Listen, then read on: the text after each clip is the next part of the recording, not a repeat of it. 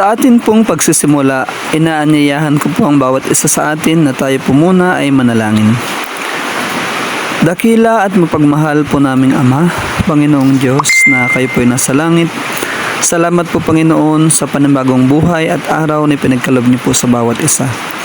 Humihingi po kami Ama ng inyong pong paggabay samantalang kami po ay mag-aaral ng inyong mga banal na salita at patawaran niyo po nawa kami sa inyo man po kami nasumbungan na nagkasala at nagkulang.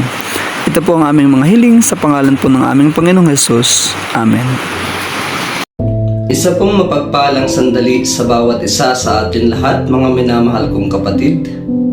Sa oras po na ito ay tayo po muli ay magpapatuloy sa ating pag-aaral sa banal na kasulatan at ang ating pag-aaral sa oras na ito ay matatagpuan sa Matthew chapter 20. Particularly mga kapatid ay magpapatuloy ang ating study special po sa 11th hour call sa hiring po ng Matthew 20, no? So buksan po natin ang ating mga Biblia sa Matthew 20 verses 1 to 16. Sabi po dito, sapagkat ang kaharian ng langit ay tulad sa isang tao na puno ng sangbahayan na lumabas pagkaumagang umaga upang umupa ng mga manggagawa sa kanyang ubasan.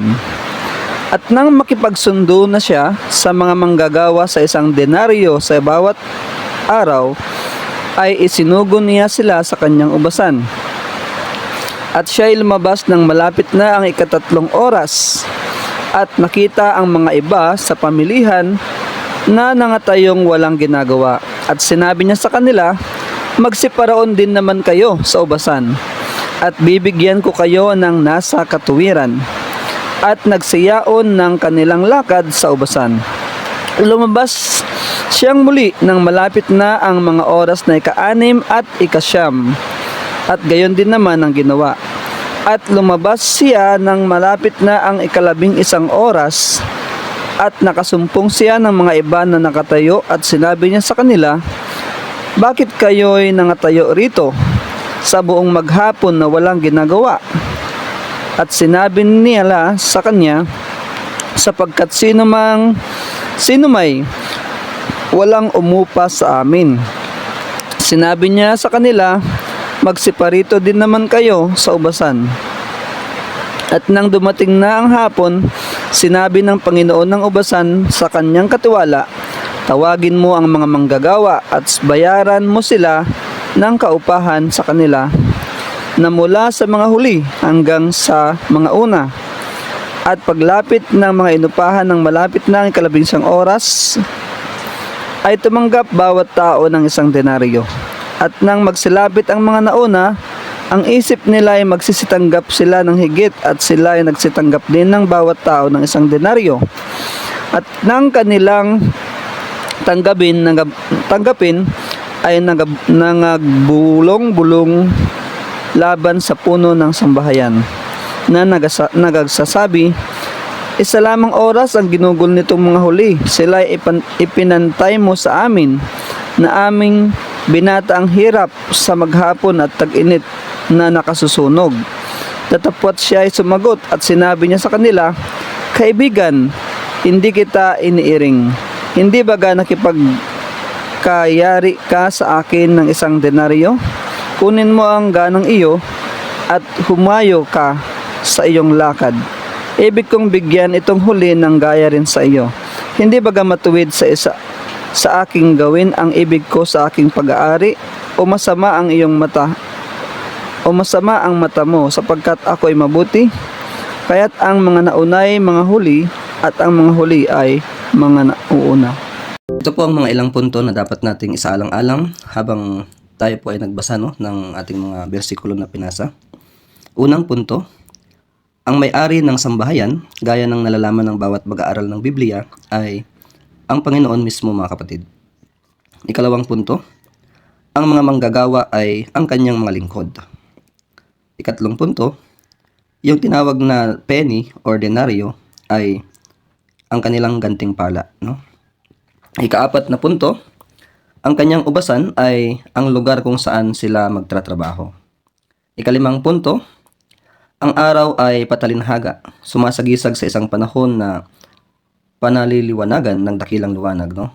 Ika-anim na punto, ang panahon ng paggawa ay may simula at wakas na ginagabayan ng gabi, mga kapatid, no? Sapagkat kung walang maaga na sinabi doon na, 'di ba, sabi po doon, mga kapatid, na siya ay maagang pumunta sa palengke, no, sa marketplace para maghanap ng mga trabahador, no? At sa huling part ng bahagi ng araw ay 1 hour before po yung sunset ay bumalik po siya ulit sa 11th hour, no? So ibig sabihin ay binubuo po ang isang araw ng part po ng gabi at part po ng maghapon, no? So ikapitong punto, ang may-ari ng sambahayan ay kumukuha ng mga manggagawa sa 5 magkakaibang pagkakataon, mga kapatid, no? Early in the morning, 3rd hour, 6th hour, 9th hour, at 11th hour, no? So 5 pagkakataon po 'yon. Ikawalong punto, mayroong 4 na 3 oras na panahon, no? Ikasyam na punto, sa bawat isa sa unang 3 panahon, isang grupo lamang ang kinukuha. Ika-10 punto, sa ika-4 at huling 3 oras na panahon, 2 grupo ang kinuha, mga kapatid. Ika-11 punto, ang kasunduan para sa isang denaryo sa isang araw ay ginawa lamang sa unang grupo, no? Ika-12 punto, ang iba pang mga grupo ay tatanggap ng anumang tama. Ika-13 punto, sa pagtatapos ng araw, lahat ay binigyan ng parehong bayad. Isang denaryo, kahit na ang huli ay nagtrabaho lamang ng 1 oras, no? So, ika-14 na punto, ang mga nauna, mga kapatid, ay binayaran ng huli, at ang huli, binayaran sila ng una, no? Una silang binayaran. Ngayon, upang malaman kung sa anong oras sinasabi pumaroon din kayo, kailangan nating alamin sa simula ng pag-aaral na ito, mga kapatid, kung saan nagsisimula at nagtatapos ang talinhaga. Upang makamtan ang mahalagang kaalamang ito, kinakailangan lamang pag-isipan, mga kapatid, ang mga magkakasunod na mga katotohanang nagpapaliwanag na ang parabolical na gabi na nauna sa parabolical na araw ay kinakailangang tumukoy sa panahon bago lumitaw ang espiritual na liwanag ng sanlibutan, which is ang Biblia, mga kapatid. Bago nagsimulang magningning ang liwanag ng mga kasulatan, ang nakasulat na salita ng Diyos sa puso ng mga tao, no? So, sapagkat noong unang panahon, mga kapatid, sa panahong iyon, kailangang tandaan na ang kalooban ng Diyos noong unang panahon ay ipinapasa hindi sa pamamagitan ng Biblia, nung wala pa po yung written word, no? Nung hindi pa po nasulat yung first 5 books of the Bible, which is sinulat po ni Moises, ay ang kalooban ng Diyos ay ipinapasa hindi sa pamamagitan ng Biblia, kundi sa pamamagitan ng salita mula sa Ama papunta sa Anak, tulad ng kung paanong ang liwanag ng araw sa gabi ay ipinapasa sa lupa sa pamamagitan ng buwan, sa halip na direktang mula sa araw mismo. Dahil dito, ito ay itinuturing bilang panahon ng oral tradition, no? Ngunit, ang araw ng paggawa ay malinaw na kumakatawan sa panahon, kung kailan ang liwanag ng sanlibutan o ang mismong Biblia ay nagliliwanag sa landas ng tao. Kaya't sa kanyang talinhaga, mga kapatid, ang Panginoon, ang may-ari ng ubasan, ay itinuturing ang dispensasyon ng lumang tipan at bagong tipan bilang tanging araw sa lahat ng panahon ng probation, no? Kung saan pumupunta siya sa pamilihan o sa marketplace sa 5 magkakasunod na pagkakataon upang kumuha ng mga manggagawa para magtrabaho sa kanyang ubasan. Sa wakas, ang gabi na sumusunod doon sa araw, mga kapatid, o yung day na yon, ay maaari lamang kumakatawan sa panahon matapos ang gawain ng Ebanghelyo ay natapos. Matapos magsara ang probasyon para sa kaligtasan ng tao. Sa panahon na iyon, mga kapatid, yung night after nung day ng parabol, habang ang liwanag ng sanlibutan, ang salita ng Diyos ay lumubog, abot tanaw ng araw, ang kadiliman ay sasakop sa lupa, at makapal na kadiliman sa mga tao, Isaiah 60 verse 2, ito ang panahon kung kailan ang kapalaran ng bawat nilalang ay magiging panghabang panahon ng itinakda. Ibig sabihin, yung panahon ng close of probation na to, mga kapatid, no? Ngayon, mga kapatid, ay malinaw na ang talinhaga ay naghahati sa panahon ng kaligtasan sa 2 pantay na bahagi ng 12 simbolikal na oras bawat isa, no? So alam natin 12 hours for the night and 12 hours for the day, no? Ang panahon bago ang Biblia, no, yung the night before po ng parabolical day, at ang panahon ng Biblia, yung mismong day ng parabolical day, yung araw ng parabol, mga kapatid, ng Matthew 20, sa panahon na nandito ng Bible, ibig sabihin, at sa panahon na wala pa ang Bible, no? Upang higit pang patunayan ang mga katotohanan ng talinhaga ay ganito ang pagkakahati ng panahon. Sinasabi ng ating Panginoong Hesus sa Juan 11 verse 9, hindi ba may sabi dito, hindi ba may 12 oras sa araw? Kung gayon, ang sinumang tao ay lumakad sa araw, siya ay hindi natitisod sapagkat nakikita niya ang liwanag ng sanlibutan ito. So, dito mga kapatid, sa verse na ito, sinasabi sa atin ng ating Panginoong Hesus na yung araw, yung day ay mayroong 12 hours. So, ganun din yung night, meron din siyang 12 hours, equivalent to 24 hours, mga kapatid, no? Ngayon, magpapatuloy tayo sa isa pang puntong may espesyal na kahalagahan, mga kapatid. Ang unang 4 na grupo na tinawag, mga kapatid, ay kinuha sa magkakasunod-sunod na pagitan ng 3 parabolical na oras. Meron silang tagta-3 oras. Early in the morning hanggang 3rd hour, 3 hours po yun. 3rd hour to 6th hour, 3 hours po yun. 6th hour to 9th hour, 3 hours po yun, no? Ngayon, samantalang yung ikalima, mga kapatid, ang huling grupo ay kinuha sa ikalabing isang oras, no? Sa 11th hour. 1 oras na lang bago po mag-sunset. At dumating sila 2 oras lamang sa halip na 3. So, napansin niyo yung 9th hour, siya na po sana yung magtatapos, no? Yung 9th hour laborers, sila na po sana yung magtatapos. Pero, pagdating ng ikalabing isa, ay nanawagan muli ang Panginoon, no? Na kinuha sa ikalabing isang oras, dumating sila 2 oras lamang sa halip na 3.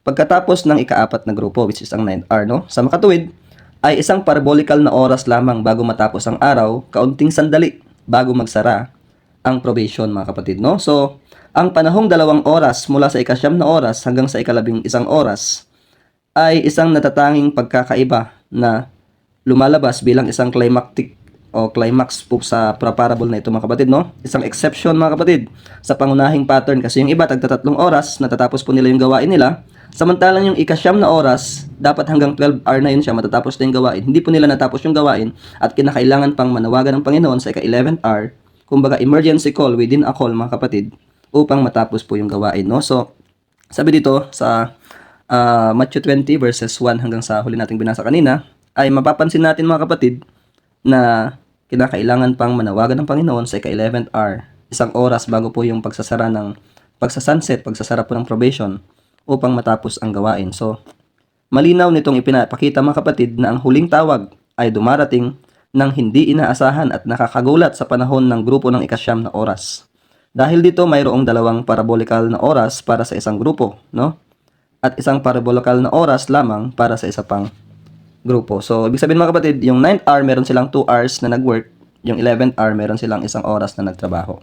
Upang matukoy ang pagkakilanlan ng mga manggagawang nakilahok sa bawat isa sa 5 magkakaibang tawag, mga kapatid, kinakailangan nating simulan ang ating pagsasaliksik sa mga lingkod sa unang tawag, no?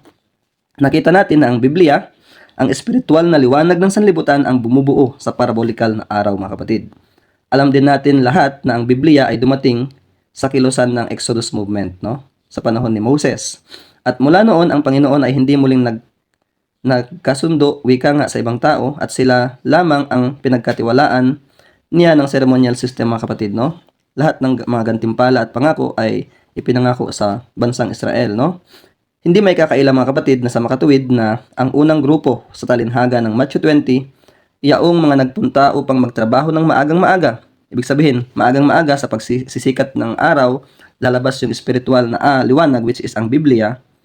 At kung kanino ginawa ang kasunduan na tumanggap ng 1 denaryo sa isang araw, ay walang iba, mga kapatid, kundi ang sinaunang Israel noong sila ay palabas ng Ehipto. Na ang panahon ay maagang bahagi ng parabolical na araw. Sa pagkakatugma, pinapatunayan ng Spirit of Prophecy, mga kapatid, sang-ayon sa Christ's Object Lessons, page 400, sinasabi po dito na ang mga Hudyo ang unang tinawag sa ubasan ng Panginoon. So, klaro po dito, mga kapatid, sa Christ Object Lesson na ang early morning laborers sa Matthew 20 o yung pinakaunang tinawag sa ubasan ng Panginoon ay ang mga Hudyo, mga kapatid, no? The Jews, no? The Israelite movement. Sa maagang oras na iyon, nang simulan ng Diyos na itala ang mga kasulatan, habang ang liwanag na nagpapaliwanag sa puso ng tao ay nagsimulang magningning, kanyang naalala ang kanyang tipan magpakailanman, ang salita na kanyang inuutos sa libong salinlahi, na kanyang ipinagkatipan kay Abraham at ang kanyang sumpa kay Isaac at pinagtibay ang gayon ding bagay kay Jacob, na pinakapalatuntunan sa Israel na pinakawalang hanggang tipan. So, sabi doon sa Awit 105 verses 8 to 10, no? Sa ganitong paraan, mga kapatid, sa pamamagitan ng unang tawag para sa mga lingkod, malinaw na itinakda ng panahon kung kailan nagsimula ang parabolikal na tawag sa paggawa ng Matthew 20, no? Ngayon ay ating tukuyin ang oras ng tawag at panahon ng paggawa sa mga lingkod sa ikalawang tawag, no? Ang ikalawang grupo mga kapatid ay yaong mga ipinadala sa ikatlong parabolikal na oras ay tiyak na yaong tinawag upang magtrabaho kasunod nito. At sila syempre mga kapatid ay ang mga tinatawag na early Christians o yung mga unang Kristiyano sapagkat sila po yung mga sumunod po no na naging servants ng Panginoon pagkatapos po ng mga Israelites o yung samahan ni Moses mga kapatid. Mahalaga rin mga kapatid na ang Panginoon ay ipinako sa krus mga kapatid, no? Ang Panginoon ay kung babasahin po natin sa Marcos 15:25 ay ipinako po ang Panginoon sa krus, no, sa ikatlong oras na araw. At gayon din naman ang Pentecostes mga kapatid ay dumating sa ikatlong oras ng araw. Mababasa po ito sa Gawa 2 verse 15, no? Isa pang mahalagang punto mga kapatid na dapat nating bigyang pansin ay ang katotohanan na ang mga mensaheng dala ng unang dalawang grupong ito, yung una ng sinaunang Israel at ng unang Kristiyano, ay hindi ukol sa Reformation, no? Hindi sila reformasyon, hindi ito luma o nakalimutang katotohanan na muling binuhay o binalik. Sa halip mga kapatid, ang bawat isa ay isang bagong pahayag, no? Kumbaga tinatawag ito na meat in due season, pagkain sa kapanahunan, ang kasalukuyang katotohanan or present truth na angkop upang ganap na matugunan ang mga pangailangan ng mga tao sa kanilang panahon mga kapatid. Dahil ang unang grupo ay inatasan at inudyukan na ituro at isakabuhayan mga kapatid ang mga katotohanan ng kaligtasan na isinasakatawan ng sistemang seremonya o ceremonial system, no? Samantalang yung ikalawang grupo, yung early Christian mga kapatid, ay inatasan at inudyukan na ituro at isabuhay ang parehong di nagbabagong mga katotohanan sa kanilang mas mataas na liwanag. So mula sa typical na o type mga kapatid patungo sa antitypical na representasyon, mula po doon sa paglilingkod sa makalupang tabernakulo patungo sa paglilingkod sa makalangit na tabernakulo. Ibig sabihin mga kapatid ay kung sa panahon ni Moses, sa panahon ng first laborers, panahon ng Israelites movement, ay nagkaroon sila ng ceremonial system mula sa paghahandog ng isang kordero ng kawan patungo sa paghahandog naman mga kapatid sa panahon ng early Christian o ikalawang grupo, si Kristo na po mismo ang inihandog sa panahon ng early Christian. So present truth, may present truth po sa panahon ni Moises, may present truth po sa panahon ng early Christians, no? Kaya't ang ikalawang grupo ay nagturo ng mga lumang katotohanan sa isang bago at orihinal na liwanag, sa liwanag ng Ebanghelyo, na si Kristo ay ipinako sa krus para sa kapatawaran ng kasalanan, muling nabuhay bilang tagumpay laban sa kasalanan at kamatayan. At syempre mga kapatid, siya ay umakyat upang gawin ang pagtubos at pakikipagsundo para sa nagsisising makasalanan, hindi sa isang makalupang kundi sa isang makalangit na tabernakulo mga kapatid. Hiyamang ang mga mensahe ng unang dalawang grupo, yung Moses movement at saka yung early Christian, kalawang grupo. Ang isa ay na dinala ng Kilusang Exodus, no? Yung panahon ni Moises, at ang isa ay dinala ng mga Christians, mga Kristiyano. Parehas po sila mga kapatid na sariwa mula sa kaluwalhatian sa kanilang kanya-kanyang panahon. Meron po silang daladalang present truth sa kanilang kapanahunan. Ang katotohanan ito mga kapatid, dahil parehas po silang may present truth, yung kanilang mensahe ay isang lohikal na nagtatatag ng sarili bilang banal na huwaran at patakaran para sa mga mensahe pa po ng ibang mga oras na tinawag, no? Na ibang mga grupo ng manggagawa sa mga iba't ibang oras na tinawag. Dahil dito mga kapatid, ang bawat isa ay sa natitirang tatlong grupo pa, kasi 5 grupo po yung tinawag, ay kailangang pagkatiwalaan din ng mensahe ng bago at natatanging pahayag. Hindi po siya reformatory message lang, kundi sila po ay mga bagong mensahe, mga mensahe po ng present truth at that particular moment or particular day, no? Tinatawag po itong pagkain sa kapanahunan or meat in due season. Katotohanan na partikular at ganap na angkop upang matugunan ang mga pangangailangan ng bayan ng Diyos sa kanilang kasalukuyang panahon, no? Sa makatuwid mga kapatid, kailangan lamang nating sundan sa pamamagitan ng kasaysayan ng simbahan ang unti-unting pagbubukas ng kasulatan, no? Hanggang matagpuan natin ang isang bagong inihayag at ipinalaganap na katotohanan pagkatapos po ng unang pagdating ni Kristo. Dahil sa unang pagdating ni Kristo mga kapatid, ang tinawag na mga mensahero, yung ikalawang mga grupo ng mensahero ay ang early Christians, no? So after that, sino po yung mga dumating muli na may bagong mensahe ng katotohanan, isang presenteng katotohanan, isang meet in due season. At ito po ang magtuturo sa mga lingkod ng ikatlong tawag, no? So alam natin mga kapatid na ang Protestanteng Reformation o sa panahon nila Martin Luther, na ang isang pagsisikap lamang nila ay ibalik ang mga luma, no? Yung mga nayurakan na mga katotohanan like justification by faith, at hindi upang maghayag ng mga bago at mas mataas na katotohanan. At wala po silang bagong mensahe sa sarili nila. So ibig sabihin po mga kapatid, wala itong anuman hindi pa ituro sa mga nakaraang panahon. Dahil dito, sumusunod na ang ikatlong grupo at mensahe ay kailangang hanapin sa mga taon pagkatapos ng reformasyon. Ang tanging pahayag ng bagong makahulang katotohanan mga kapatid or prophetic truth ay pagkatapos po ng reformasyon ay ang pag-aanunsyo ng taon kung kailan magsisimulang gawain sa paglilinis ng sanktuaryo mga kapatid, no?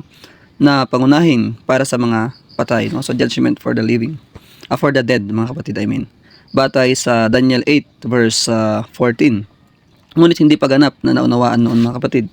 Dahil ang pag-aanunsyo nito ay ginawa ng mga unang araw na Adventista o yung mga First Day Adventist sa panahon po ni William Miller, no? Lohikal na sila ang ikatlong grupo ng mga lingkod, no? Na may bago at natatanging mensahe. At tulad ng nalalaman mga kapatid, sinimulan nilang ipahayag ito noong 1833 at nagsasabi na ang paglilinis ng sanktuaryo ay magsisimula noong 1844. Kaya noong 1833 mga kapatid, ang orasan ng parabolical na panahon ay tumunog sa ika-6 na oras, no? Sila po yung 6th hour laborers sa grupo po ni William Miller, no? So napansin niyo po dun sa binasa natin sa Matthew 20 kanina na mayroong pahayag na nagsabi na muli siyang lumabas ng malapit ng ika-6 at ika-9 na oras. So at gumawa din ng gayon. Na tumutukoy sa dalawang tawag mga kapatid, hindi hiwalay, may ginamit na at, no? Tulad sa mga naunang dalawang tawag ay walang ginamit na at, pero pagdating ng ika-6, sinabi na sa ika-6 at ika-9, no? Ito po ay nagpapakita na ang mensahe at ang mga lingkod ng ika-6 at ika-9 mga kapatid ay mayroong malapit na kaugnay at kaugnay na mensahe, ugnayan at kaugnay na mensahe. May ugnayan yung kanilang mensahe, no? Sa mga lingkod ng ika-4 na tawag mga kapatid, no? Kaya't ang grupo at mensahe ng ika-6 na oras at ang na sila po yung First Day Adventist at ang grupo at mensahe ng ika-9 na oras ay sumunod po sa kanila ang ika-7 araw na Adventista, Seventh Day Adventist. So mapapansin po natin mga kapatid na si Sister Ellen G. White ay galing po sa grupo nila William Miller before. So meron po silang malapit na ugnayan ng mensahe po, no? So from First Day Adventist, tayo po ay dumako sa Seventh Day Adventist, no? Or 9th hour laborers, no? So ang ano po yung mensahe po ng Seventh Day Adventist mga kapatid, no? Tayo po ay nagdadala ng kung yung grupo po ni William Miller ay First Day Adventist, tayo po ay mga Seventh Day Adventist at meron po tayong mensahe mga kapatid, no? At alam natin mga kapatid na ang sa mga ika-7 araw na Adventista ay nagsanib bilang isa dahil ang mensahe ng unang panahon ni William Miller ay itinalaga ng Diyos upang ilantad ang mensahe ng huli, no? Bukod dito, sa sandaling ang hangganan ng makahulugang 2,300 days ng Daniel 8 verse 14 ay narating noong October 1844. Noon din unang ipinahayag ang Daniel 8 verse 14, Daniel 7 verse 9, and 10, Daniel 12 verse 10 to 12, kasama ang pahayag 14 verses 6 and 7, ang unang yugto ng unang mensahe ng anghel ng mga ika-7 araw na Adventista na nagsasabi ng malakas na tinig na fear God o matakot kayo sa Diyos at magbigay ng kaluwalhatian sa Kanya sapagkat dumating ang oras ng Kanyang paghuhukom. At sambahin ninyo siya na gumawa ng langit at lupa at dagat at mga bukal ng tubig, no? Pahayag 14 verse 7. Kaya noong 1844 mga kapatid ay sinimulan ng mga Seventh Day Adventists mga kapatid ang pagpapahayag ng tinatawag natin na judgment for the dead. So yun po yung bagong message po na wala sa Millerites movement na 6 hour laborers, na mayroon tayong mga Seventh Day Adventists or 9th hour laborers, yung judgment o investigative judgment for the dead, no? Ang pagsusuri sa paghuhukom ng mga patay. Kasabay nito, tama nilang nauunawaan na ito ang tinatawag na antitypical na araw ng pagtubos. So, kung babasahin po natin ang chapter 28 mga kapatid ng Great Controversy, ay mababasa po natin na nabubuhay na po tayo sa antitypical na Day of Atonement, no? Ang araw kung kailan inaalis mula sa aklat sa langit ang mga pangalan ng mga sa pagtatapos ng kanilang buhay mga kapatid ay nabigong magtaglay ng pagiging karapat-dapat upang mapasama sa unang pagkabuhay na maguli.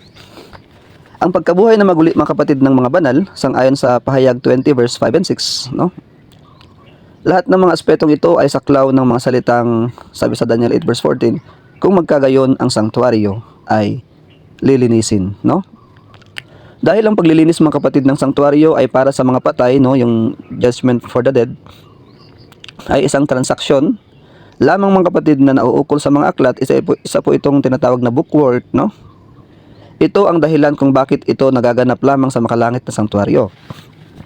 Kaya ang mga pangalan na hindi karapat-dapat sa unang pagkabuhay na maguli ay inihihiwalay mula sa mga pangalan ng mga karapat-dapat mga kapatid, no? Ang katotohanan ng mga aklat sa langit ay tumatalakay sa lahat ng aspeto ng buhay mga kapatid, no? Malinaw yan mga kapatid sa Awit 56 verse 8, Awit 69 verse 28, Awit 139 verse 16, Daniel 12 verse 1, Malakias 3 verse 16, Filipos 4 verse 3, Filipos 4 verse 3, Pahayag 3 verse 5 at iba pa mga kapatid, no? Kaya ipinahayag ng hula mga kapatid na kapag ang hukuman o ang judgment ay inihanda, ang mga aklat ay nabuksan, no? Daniel 7 verse 10. Dahil ang mensahe ng oras ng paghuhukom mga kapatid, no, ay natatanging katangian at kahalagahan sa buong kasaysayan ng iglesia. At dahil dito, ang tanging makahulugang mensahe mga kapatid o makahulang mensahe, o prophetic message na umalingaw-ngaw pagkatapos po ng mensahe ng ika-6 na yung panahon nila William Miller ay ang sumunod na mensahe po at ang nagdala po ay Seventh-day Adventist ay ang judgment for the dead na message, no? Ito po ay nagsasabi ng orasan ng parabolikal na panahon ng Diyos ay tumunog sa ika-9 na oras mga kapatid.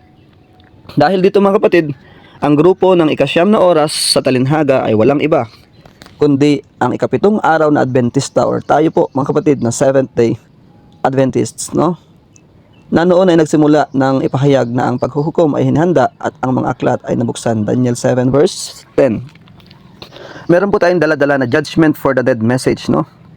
At na sino mang matagpo ang kabilang sa mga patay na may mga makasalanan hindi na ipahayag o hindi nakapagsisi ang kanyang kaluluwa, o siya mismo mga kapatid ay hindi nagdalamhati at wala siyang kasuotang pangkasal, ay ihihiwalay sa kanyang bayan, no? Matthew 22:11-13, Leviticus 23 verse 29. So sa madaling salita mga kapatid, ipinahayag ng mensahe na ang paghihiwalay sa kongregasyon ng mga patay ay nagsimula noon ng mga kapatid, no? So mula na October 22, 1844 mga kapatid, sang-ayon sa Great Controversy chapter 28, nagsimula na po yung judgment for the dead, no? So yung judgment for the dead message, ito po yung ating mensahe bilang mga Seventh-day Adventist, no? So ngayon mga kapatid, sa kauna-unahang pagkakataon ay nagningning ang talinhaga sa liwanag, no? Walang sino man kundi ang mata na lubos ng nawala sa kadilimang mga kapatid. Kadilimang piitan ang maaaring mabigong makita ng malinaw na ang mensahe na ipinagkatiwala sa atin mga kapatid, mga ika-7 araw na Adventista or Seventh-day Adventist noong 1844 sa ika-9 na oras po mga kapatid ay hindi ang mensahe sa labing isang oras. So meron pang labing isang oras, no, o 11-hour workers or laborers, no? So napansin niyo mga kapatid, yung ika-9th hour dapat siya na po yung magtatapos ng gawain kasi 9, 10, 11, 12, no? Bago mag-sunset. Pero meron tayong calling pa mga kapatid sa 11th hour, a call within a call, no? Ibig sabihin mga kapatid, meron pang panawagan ng Panginoon, no? Mula sa isang pagtawag, meron siyang pagtawag. Ibig sabihin mga kapatid, yung ika-11th hour call na ating pag-aaralan mamaya ay hindi po sila sa labas ng Seventh-day Adventist Church, kundi galing din sila sa loob, a call within a call. At hindi sila kailangang lumabas, ngunit meron pong panawagan para sa isang revival at reformasyon. At syempre mga kapatid, meron din po silang tinatawag na present truth, no? Atin pong malalaman mamaya mga kapatid sa ating pagpapatuloy, no? At alam natin mga kapatid ng ang ika-9 na oras na manggagawa o tayo bilang mga Seventh-day Adventist mga kapatid ay meron po tayong message na judgment for the dead, no? Samantalang ang ika-11th hour call, laborers, o ika-11 oras na manggagawa, ay meron po silang mensahe ng paghuhukom sa mga buhay mga kapatid, no? Bilang mga nag-aasa mga kapatid na maging lingkod ng Diyos, hayaan na ang bawat isa rito sa puntong ito ng talinhaga na huminto sandali upang itanim ng matibay sa ating isipan mga kapatid ang napakahalagang aral nito na ipinapakita sa mga susunod na paglalarawan. Ang susunod na mahalagang punto ng katotohanan mga kapatid ay na ang paghuhukom ng mga patay ay ipinahayag sangayon sa pahayag 10 verse 11 mga kapatid sa maraming mga bayan at mga bansa at mga wika at mga hari. Pansinin ng mabuti mga kapatid ang salitang marami, no? Hindi ito nangangahulugang lahat at hindi rin nangangahulugan na bawat isa. Dahil ang talatang ito sa kasulatan ay nagpapahayag ng pagpapalawak ng grupo at mensahe ng ikasyam na oras, magiging kapakipakinabang para sa bawat isa na maingat na suriin kung ano ang sinasabi ng pahayag 10 verse 11 ukol sa paksa. Huwag mong dagdagan o huwag mong bawasan ang salita.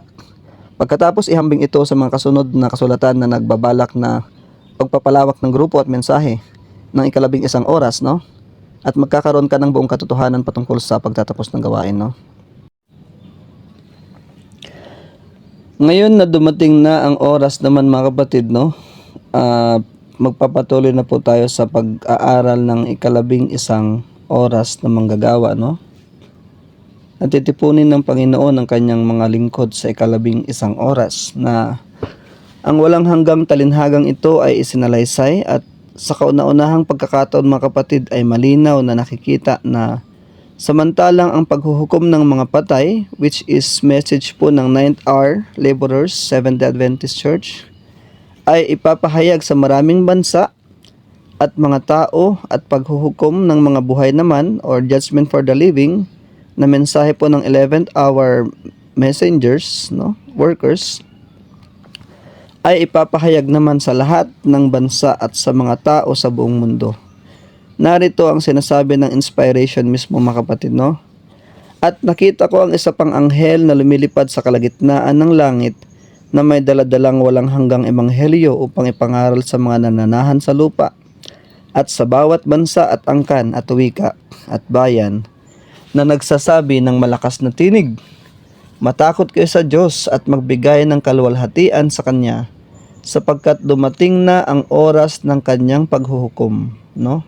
Sambahin ninyo siya na gumawa ng langit at lupa at dagat at mga bukal ng tubig. Pahayag 14 verse 6 and 7. Na ang mga lingkod na tawag sa ikalabing isang oras mga kapatid ay yaong mga makaliligtas na hindi mawawala, Leviticus 23 verse 29, habang ang bahay ng Diyos ay hinuhusgahan, no? Or while the judgment is being done in the house of God. 1 Peter 4 verse 17 mga kapatid, no? Ito po ang kaganapang magbibigay tanda sa pagsisimula ng judgment for the living sa buong mundo mga kapatid. Sila po ay papadala kung sino man po yung Seventh-day Adventist member na nakatanggap ng tatak ng Panginoon, no? At sila po ay ligtas mo mga kapatid mula sa judgment inside the church sapagkat sila ay tumanggap ng tatak ng Panginoon. Ipapadala po sila sa lahat ng mga bansa, no? Meron po silang mensahe ng judgment for the living na ang Panginoon ay magja-judge sa ating mga buhay mga kapatid, no? Ipinapatotoo ng inspiration sa pamamagitan ng propetang sa Isaias mga kapatid, sabi dito, sapagkat masdan ng Panginoon ay darating na may apoy at ang kanyang mga karo ay parang maipo-ipo upang ipahayag ang kanyang galit ng may puot at ang kanyang pag-aalipusta ng may mga alab ng apoy sapagkat sa pamamagitan ng apoy at ang kanyang tabak ay makikipag-usap o magplipid ang Panginoon sa lahat ng laman at ang mga pinatay o papatayin ng Panginoon ay magiging marami. At maglalagay ako ng tanda sa kanila at ipapadala ko ang mga makakaligtas, no? Those that escape, no?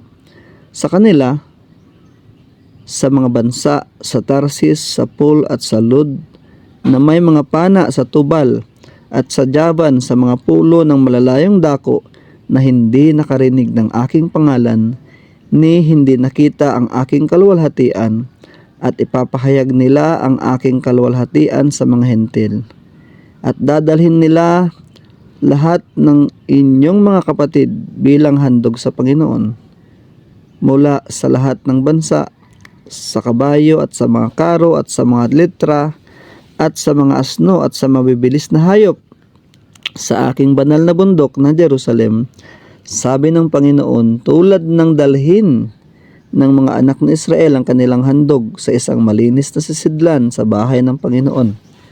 Isaiah 66 verse 15, 16, 19, and 20. No? So sa mga mabibigat na salitang ito mga kapatid, binabalaan ng Panginoon na ang pagpaslang ng antitypical na Passover mga kapatid, Testimonies Volume 5, pages 505 to 111, Volume 1 ng Testimonies, page 190, 198, ay magaganap sa mga nasa sambahan o nasa bayan ng Diyos, nasa simbahan ng Diyos, ang iglesia, sapagkat ang mga makakaligtas dito sa judgment within the church mga kapatid ay ipapadala sa mga Gentiles, Hentil, no?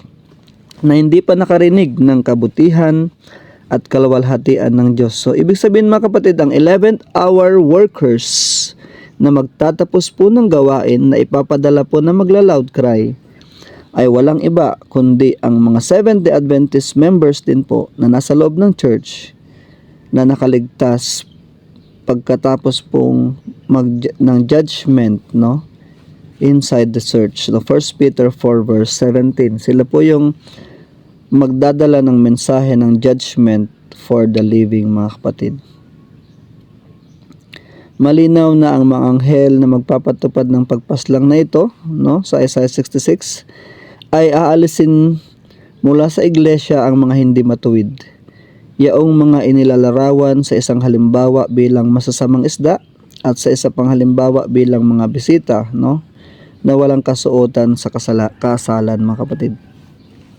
Dito, hayaang mapahinto ang bawat seryosong nakikinig mga kapatid sa ating pag-aaral upang ating pagninilay-nilayan ang sinasabi ng inspiration, no? Ipinaliwanag ng Isaiah 66 verse 19 and 20 mga kapatid na ang mga makakaligtas sa pagpaslang ng Isaiah 66 verse 15 and 16 ay ipapadala bilang mga misyonaryo sa mga hentil na hindi pa nakakakilala sa Diyos. Kaya ang mga makakaligtas o mananatili mga kapatid after ng judgment within the church, ito ang mga tinatawag na remnant o nalalabi ng Diyos, ang kanyang unang bunga ng anihan, ang kanyang walang pag-aalinlangan na mga lingkod. Sila po ang 144,000 mga kapatid. Ang mga napili, ang mga pinili, at sila lamang, wala nang iba mga kapatid, ayon sa kasulatan, ang magdadala ng lahat ng kanilang mga kapatid mula sa lahat ng mga bansa sa isang malinis na sisidlan sa pinuting bahay ng Panginoon, no? Dinalisay o pinuting bahay, White House, no, ng ating Panginoon, ang kanyang White House, no? So, magandang umaga, magandang sandali po sa bawat isa sa atin na mga tagapakinig. Muli mga kapatid, ay pagsikapan po natin mga kapatid na ihanda ang ating mga sarili sapagkat ating nalalaman mga kapatid na tayo bilang mga Seventh-day Adventist members ay tinatawag po tayong 9th hour laborers at kinakailangan po nating i-prepare ang ating mga sarili upang mapabilang po tayo sa 11th hour laborers, ang 144,000. So may God bless us all. Para po sa ating mga katanungan at mga susog at marami pang mga pag-aaral, maaari po kayong mag-contact mga kapatid, no, sa ating pong email address at sa ating pong mga numero. Maaari rin po kayong dumako sa ating pong website na makikita po sa susunod na mga pahina, no, ng presentasyong ito. May God bless us all and salamat po sa ating pakikinig.